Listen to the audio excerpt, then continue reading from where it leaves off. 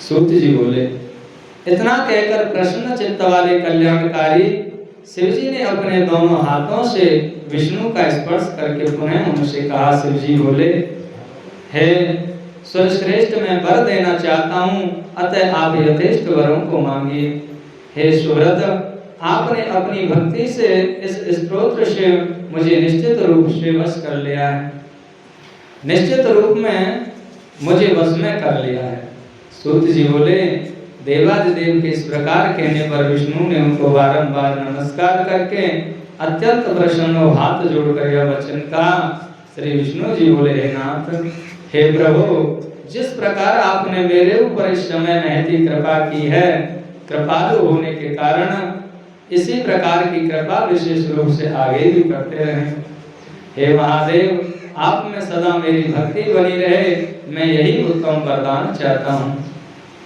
हे प्रभु, आप मुझ पर प्रसन्न रहें और कभी भी आपके भक्तों को कोई दुख न हो, मैं अन्य और कुछ नहीं चाहता हूँ। सूत जी बोले, उनका यह वचन सुनकर अत्यंत दयालु चंद्रशेखर शिव जी ने उन विष्णु के शरीर का स्पर्श किया और कहा। शिव बोले, हे विष्णु, आपकी अविनाशिनी भक्ति मुझ में सदा रहेगी और आप लोक में देवताओं से भी वंदनीय, देवताओं के भी वंदनीय एवं पूजनीय पूज रहेंगे। हे देव श्रेष्ठ, मेरी कृपा से तुम्हारा नाम विश्वंभर होगा, विश्वंभर होगा, जो सभी पापों को दूर करने वाला होगा, इसमें संशय नहीं है। सूत जी बोले, हे मुनीश्वरों, ऐसा कहकर सभी देवताओं के स्वामी प्रभु रुद्र उन विष्णु के देखते देखते अंतर्ध्यान हो गए। भगवान विष्णु भी शंकर के कथनानुसार उस उत्तम चक्र को प्राप्त कर अपने मन में बहुत प्रसन्न हुए। वे शिव का ध्यान करके निरंतर इस स्तोत्र का पाठ करते रहे तथा भक्तों को बढ़ाते रहे और उसी का उपदेश भी करते रहे। हे मुनिश्रेष्ठ, मुनिश्रेष्ठ, आप लोगों ने जो पूछा था उसे मैंने कह दिया। यह सुनने वालों का पाप नष्ट करने वाला है।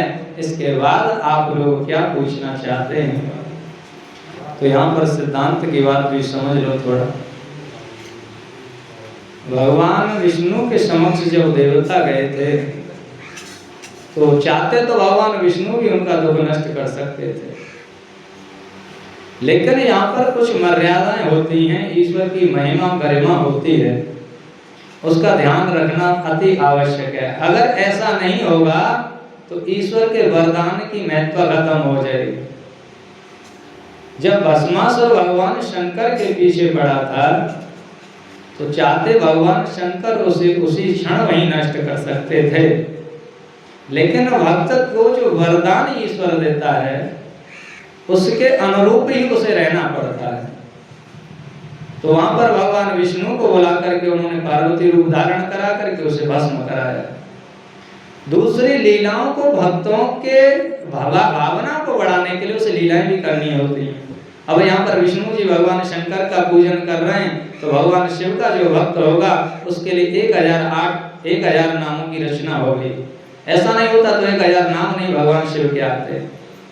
तो यहाँ पर सिद्धांत की बात यह है कि वह स्वयं में स्वयं की लीला कर रहा है।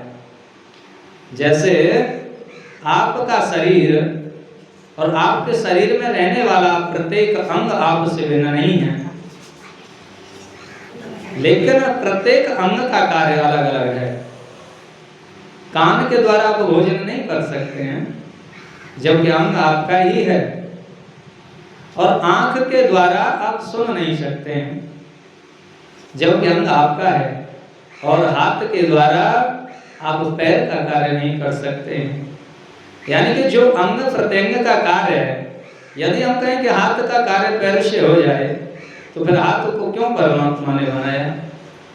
इसी तरह जो परम सत्ता परमात्मा है, हमारे तुम्हारे सभी के अंतःकरणों में विराजमान है, उस परमात्मा तक जाने के लिए हम भगवान नाम रूप का आश्रय लेते हैं और उस नाम रूप को धारण करके हम भक्ति करते हैं और उस चित्त को उस परमात्मा के नाम रूप में बना देते हैं। जैसे नाम रूप में हमारा चित्त बनेगा तैसे ही इस चित्त का जो संसार है वो विनष्ट हो जाएगा।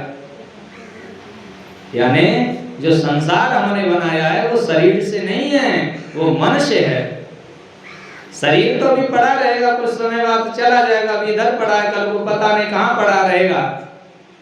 तो शरीर की प्रधानता नहीं है, इसको शरीर को चलाने वाला कोई है, उसकी ही प्रधानता है। कपड़ा ये शरीर पे पड़ा है, ठीक है कि शरीर को ढक रहा है, लेकिन आप कपड़े को चलाने वाले हो, कपड़ा आपको नहीं चला रहा।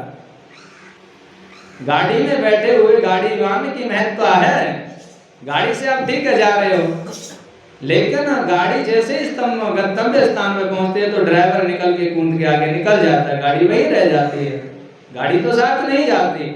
नाव से नदी पार कर रहे हैं तो नाव तो पीछे जैसे आपने पार किया नदी को तो नाव खड़ी रह गई, साथ में तो नहीं गई, पार कर दिया तो उतर के चल दिए। तो ये शरीर को साधन जरूर कहा है। इस शरीर को साधन क्यों कहा है?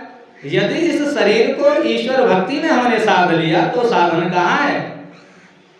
अन्यथा ये साधन नहीं कह सकते इसे, हम तो भोग का साधन बना लिए तो साधन कहाँ से हो जाएगा? ये शरीर को हमने ईश्वर भक्ति में, आत्मचिंतन में अगर साध लिया, अच्छे कर्मों में, अच्छे विचारों में इसको साध लिया, तो इस शरीर को तभी साधन कहा है। संसार के भोगों में शरीर को हमने लगा दिया तो साधन नहीं कह सकते। अच्छा, साधन काय का? जब शरीर हमारा जो है ठीक नहीं है, हम चल नहीं सकते, मान लीजिए पैर में चोट लगी, पैर टूटा पड़ा, हम चल ही नहीं सकते, काय का साधन? आप चल के जा नहीं सकते हो। तो साधन माने कि आपने इस इंद्रियों को, मन को, बुद्धि को एकाग्र करके परमात्मा में इकट्ठा किया और विषय रूप वन से इस मन को निकाला, तो ये साधन बन गया।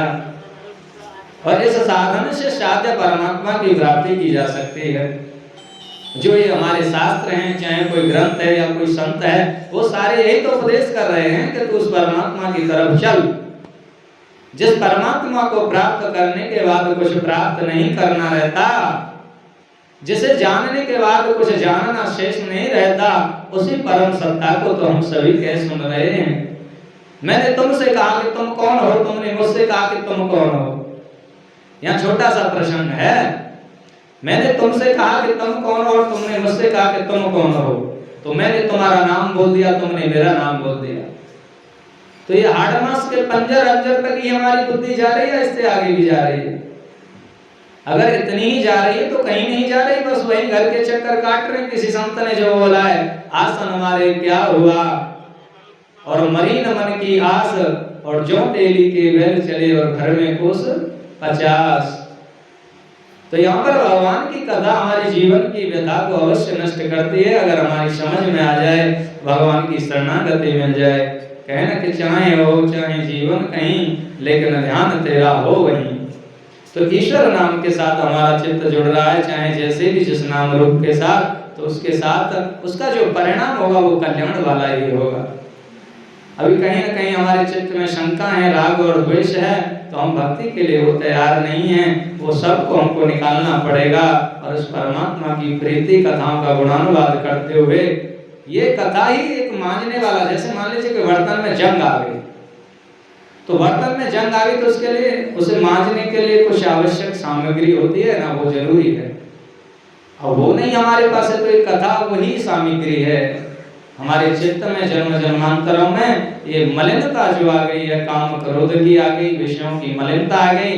अगर हम कथा श्रवण में करते हैं, भगवान नाम गुणानुवाद में जुड़ते हैं, तो हमारे चित्त की मलिनता इसी से जाती है और चित्त शुद्ध हो जाता है। और जिस व्यक्ति का चित्त शुद्ध हो जाता है, वही परमात्मा की भक्ति या ज्ञान में सक्षम है। तो यहाँ पर एक छोटी सी कथा सुनाऊंगा, क्योंकि